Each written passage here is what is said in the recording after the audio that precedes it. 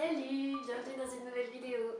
Aujourd'hui on se retrouve pour une vidéo que j'avais trop envie de vous faire parce qu'on approche de Noël et je voulais vous montrer qu'il était possible de faire des cadeaux personnalisés et des cadeaux maison pour pas très cher. Donc il n'y aura pas une, deux ou trois idées cadeaux, j'en ai fait 20. Je pense que parmi toutes ces idées il y aura au moins une ou deux qui pourra te plaire.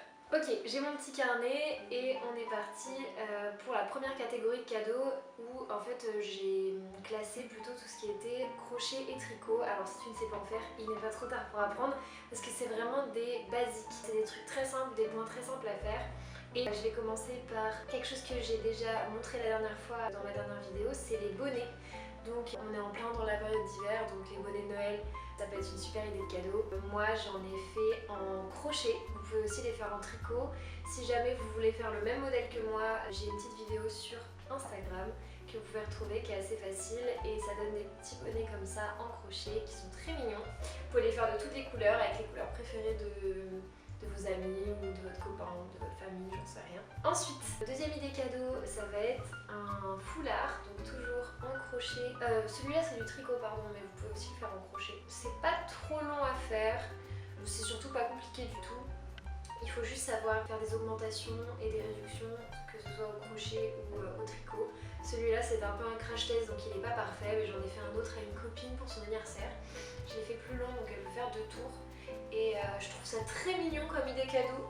Alors je trouve pas que c'est forcément que pour les filles, ça peut être aussi pour mecs, ça peut être cool aussi. Donc pour ce patron là, moi je l'ai fait toute seule avec les mesures que je voulais, mais vous pouvez trouver plusieurs tutos sur YouTube et sinon vous avez le patron de Petite Knit qui est le plus connu je crois, qui est pas très cher mais qui est seulement en anglais par contre. Ensuite j'ai vu plusieurs inspirations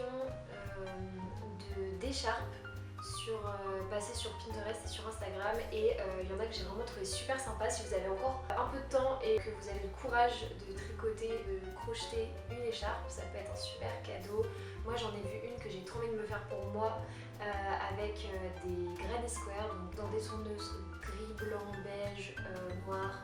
Je sais pas encore exactement, mais j'aimerais bien faire ça, mais je pense que j'attendrai après la période de Noël parce que là j'ai tous les cadeaux à faire encore. Vous pouvez en faire des toutes simples aussi et vous pouvez aussi les assortir avec les bonnets. Vous pouvez faire des ensembles, ça peut être des ensembles bonnet foulard, mais ça peut être aussi des ensembles bonnet écharpe. Et ça m'emmène sur l'idée suivante qui sont des mitaines. Donc vous savez, ça prend juste la petite taille de la main ici. J'ai vu qu'aussi que vous pouviez trouver des tutos pour des moufles. Mais je trouve que les mitaines c'est très rapide et très mignon à faire et pareil vous pouvez les assortir au reste, ça peut faire un kit qui peut être très sympa. Pour les mitaines, pareil que pour l'écharpe, j'en ai vu en granny square, moi j'en ai fait en granny square qui sont très sympas. Il suffit de faire 2 petits granny square et les assembler ensemble et de rajouter un peu de matière au-dessus en dessous, enfin quelques bandes au-dessus en dessous. J'avais aussi dans la partie vêtements on va dire en crochet vu des cols Claudine. Alors je crois que j'ai vu ça sur le compte de Jenna et c'est en fait un gros col en crochet que vous pouvez ajouter sur vos pulls ou sur vos manteaux et j'ai trouvé ça hyper original. Elle le fait avec plein de couleurs différentes donc ça donne un truc super original. Dernier idée cadeau dans la catégorie crochet et tricot et ça va être de la décoration puisqu'en fait j'ai vu passer pas mal de cache-pot en crochet et aussi de suspension, donc ça va plutôt être du macramé. Moi j'en ai une dans mes toilettes et vous pouvez aussi faire des petits dessous de verre très simples. Vous faites ça avec un coton, je pense pas de la laine parce que ça va pas bien se tenir, mais un coton assez épais et bien serré, ça peut faire des super jolis dessous de verre pour de la déco de table. Ensuite, on passe à la catégorie suivante. Je vous ai fait une partie DIY. Ça regroupe un petit peu plusieurs savoir-faire, on va dire. Je voulais commencer par une idée de cadre personnalisé. J'en ai vu passer plusieurs sur Pinterest. Là, on va plutôt être sur un cadeau pour quelqu'un de très proche, puisqu'en fait, le principe, c'est d'utiliser des petits souvenirs que vous avez collectés ensemble. Donc ça peut être des fleurs, ça peut être des tickets de métro, ça peut être des entrées au musée, des photos de vous que vous faites imprimer, enfin bref, des petits souvenirs. Vous allez venir les disposer dans votre cadre.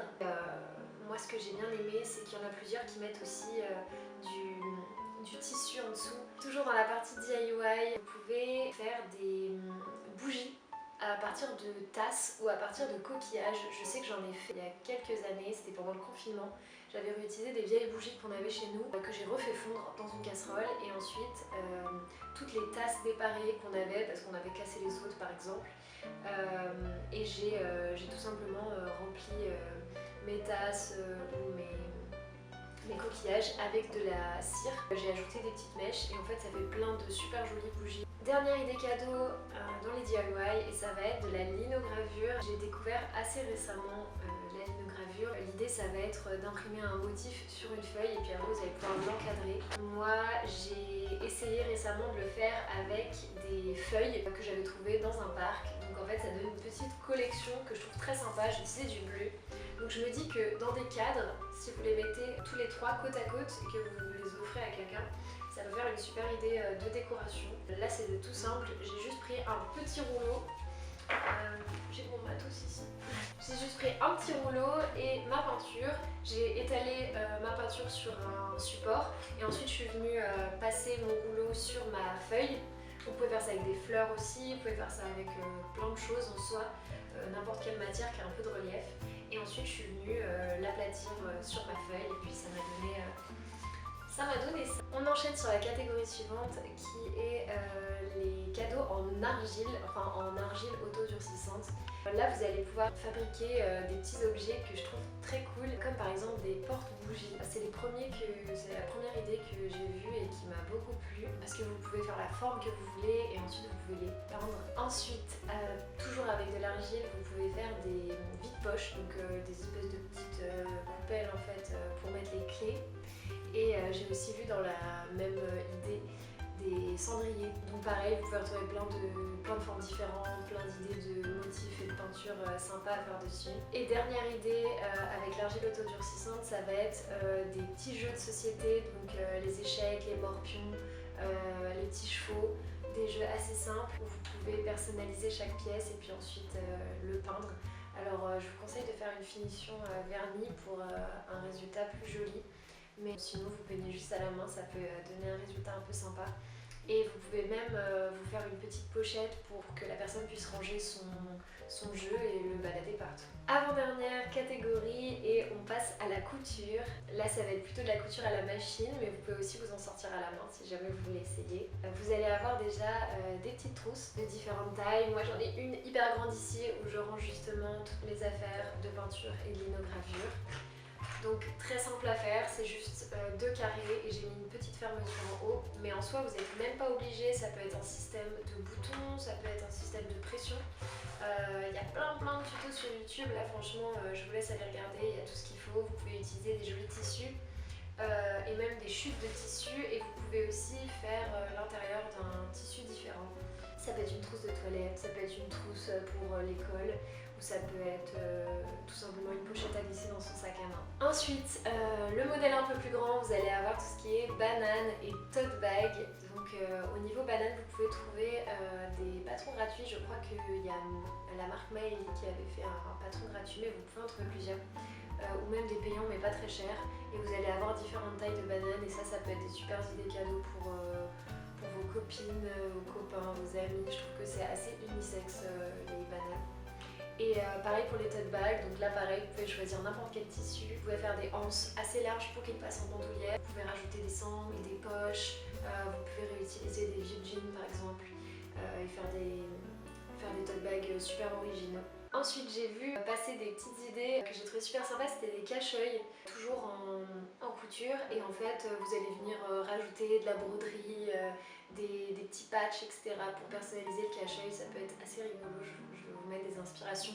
J'en ai trouvé des vraiment super beaux et je pense pas que ce soit super dur à coudre, il faudrait juste rajouter une petite mousse entre les deux tissus, histoire que ce soit un peu confortable. Et la dernière idée que je pense que je vais faire pour quelqu'un de ma famille, c'est une thé d'oreiller que j'aimerais faire en soie avec des foulards en soie que j'ai trouvé dans les vide-greniers, dans les brocantes. Je suis tombée plusieurs fois sur des idées de thé d'oreiller en soie sur internet, c'est super cher et c'est du neuf, et il y a tellement de foulards en soie, 100% pure soie, magnifiques, qui sont à quelques euros sur les brocantes et les vide-greniers. Je me dis pourquoi pas en récupérer et justement faire une thé d'oreiller super originale avec plusieurs foulards assemblés ensemble. Et dernière idée de la dernière catégorie, et ça va être tout simplement de la cuisine. Moi j'avais comme exemple de faire des petits sablés et de les mettre dans une jolie petite pochette avec une jolie forme de sablé que vous pouvez même colorer avec du sucre glace, avec du colorant alimentaire, ou écrire des petites lettres dessus avec un tampon de lettres,